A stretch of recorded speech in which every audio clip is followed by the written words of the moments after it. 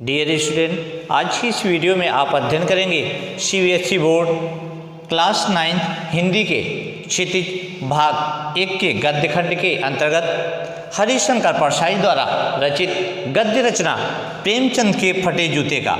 हरिशंकर परसाई जी हिंदी के व्यंग लेखकों में सर्वोपरि हैं और उनकी यह रचना प्रेमचंद के फटे जूते इसी व्यंग पर आधारित है।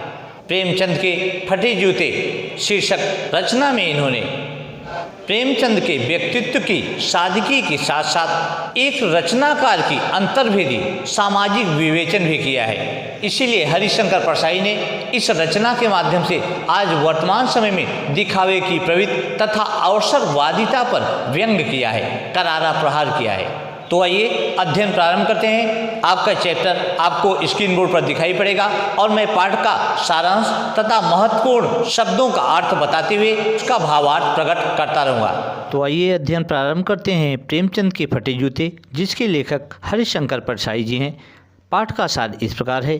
हरिशंकर परसाई जी के सामने प्रेमचंद तथा उनकी पत्नी का एक चित्र है। इसमें प्रेमचंद धोती कुर्ता पहने हैं तथा उनके सिर पर टोपी लगी है। वे बहुत दुबले हैं, उनका चेहरा बैठा हुआ है तथा हड्डियां उभरी हुई हैं। चित्र को देखने से ही पता चल रहा है कि वे निर्धनता में जी रहे हैं।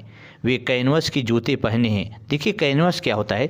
कैनवस एक प्रकार से मोटा रेक्सीन होता है, जिसमें धागे से उस पर रेक्सीन चढ़ाई जाती है, अर्थात चमड़े की तरह एक आवरण चढ़ाया जाता है। तो धागे से जो बना होता है वह रेक्सीन या कैनवस ही कहा जाता है। तो कैनवस के जूते पहने हुए हैं जो बिल्कुल फट चुके हैं, जिनके कारण ढंग से बंधे नहीं हैं। अर्थात जब जूते कैनवस के पहने हैं वे फट भी चुके हैं, जिसके कारण उनकी फित्तियाँ जो हैं वो सही से नहीं बन सकी है और बाएं पैर की उंगली दिख रही है। उनकी ऐसी हालत देखकर लेखक को चिंता है कि यदि उनकी अर्थात प्रेमचंद की फ़ोटो खिंचवाते समय ऐसी स्थिति है तो वास्तविक जीवन में उनकी क्या स्थिति रही होगी। फिर उन्होंने सोचा कि प्रेमचंद कहीं दो तरह का जीवन जीने वाले व्यक्ति तो नहीं थे, किंतु उन्हें दिखावा पसंद नहीं था, अतः उनकी घर की तथा बाहर की जिंदगी एक सी रही होगी। फोटो में दिख रही तथा वास्तविक स्थिति में कोई अंतर नहीं रहा होगा, तभी तो निश्चितता तथा लापरवाही से फोटो में बैठे हैं। इस प्रकार से लेखक सोचते हैं, विचार करते हैं कि प्रेमचंद का जीवन दो प्रकार का जीवन जीने वाला तो था नहीं, दोहरा जीवन व्यतीत करने वाला था नहीं। फिर भी वे जिस लापरवाही और निश्चितता के साथ बैठे थे उससे लेखक चिंतित है।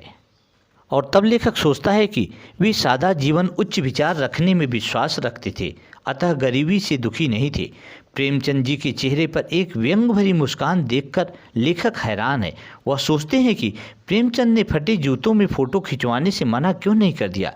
फिर लेखक को लगा कि शायद उनकी पत्नी ने जोर दिया होगा। लेखक प्रेमचंद की इस दुर्दशा पर रोना चाहते हैं, किंतु उनकी आंखों के दर्द भरे व्यंग ने उन्हें रोने से रोक दिया। लेखक सोचते हैं कि लोग फ़ोटो खिंचवाने के लिए तो जूते, कपड़े, यहाँ तक कि बीवी भी मांग लेते हैं, फिर प्रेमचंद ने किसी के जूते क्यों नहीं मांग लिए। लेखक कहते हैं कि लोग सुंदर फ़ोटो इसलिए खिंचवाते हैं कि इत्र लगाकर फ़ोटो खिंचवाने से फ़ोटो में भी सुगंध आए।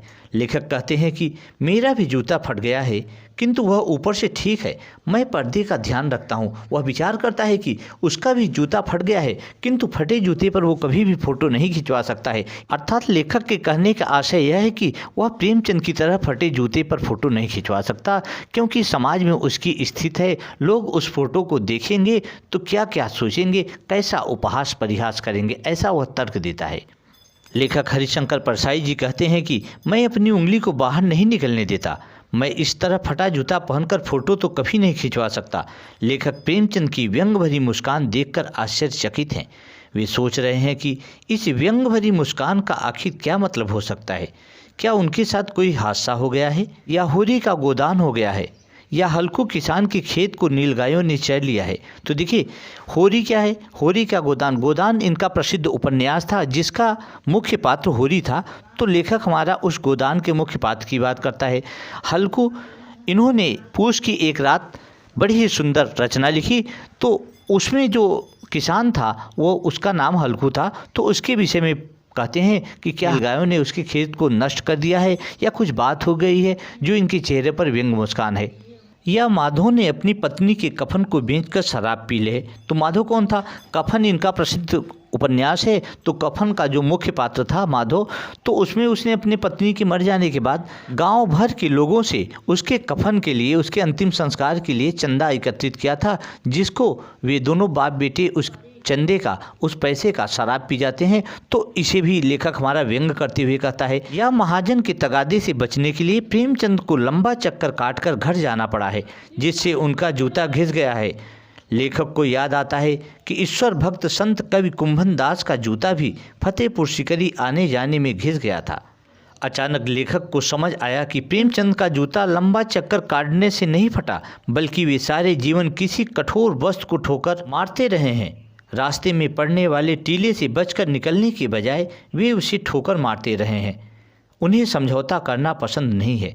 अर्थात वह कहता है कि जैसे उन्होंने अपने जीवन की कठिनाइयों से हमेशा ही लड़ा हो और वे जीवन के कठिनाइयों से संघर्ष करते हुए इस तरह से शायद उनके पैरों के जूते फट गए हों। जिस प्रकार होरी अपना नेम धर्म नहीं छोड़ पाए या फिर नेम धर्म उनके लिए मुक्ति का साधन था, लेखक मानते हैं कि प्रेमचंद की उंगली किसी घृणित वस्तु की ओर संकेत कर रही है, जिसे उन्होंने ठोकरें मार मार कर अपने जूते फाड़ लिए हैं। वे उन लोगों पर मुस्कुरा रहे हैं और तब लेखक विचार करता है कि शायद इन्हीं सब कारणों से प्रेमचंद अपनी फोटो में भी मुस्कुरा रहे हैं। और अंत में इस प्रकार से लेखक सोचता है, विचार करता है कि प्रेमचंद दिखावा नहीं करते थे, वे समाज के साथ समझौता नहीं कर सकते थे और अपने नियम पर अड़े हुए थे। शायद इसीलिए उनके पैर का जूता फट गया था, जिससे उनकी उंगली बाहर निकली हुई थी और उसे वे ढक नहीं रहे थे और मुस्कुरा रहे थे। तो बच्चों, आशा है यह वीडियो आपको पसंद आई होगी। अगर वीडियो आपको अच्छी लगी हो तो लाइक, सब्सक्राइब और बेल आइकन की बटन को ओके अवश्य कर दें, जिससे कि हमारी सभी एजुकेशनल वीडियो आप तक आसानी से पहुंचती रहे। और इस वीडियो को अपने दोस्तों मित्रों को अधिक से अधिक शेयर करें, जिससे कि उन्हें इस पाठ के अध्ययन में सहायता मिल सके। और अपने कमेंट हमारे कमेंट बॉक्स में अवश्य भेजें। तो आज की इस वीडियो में बस इतना ही। Thank you so much.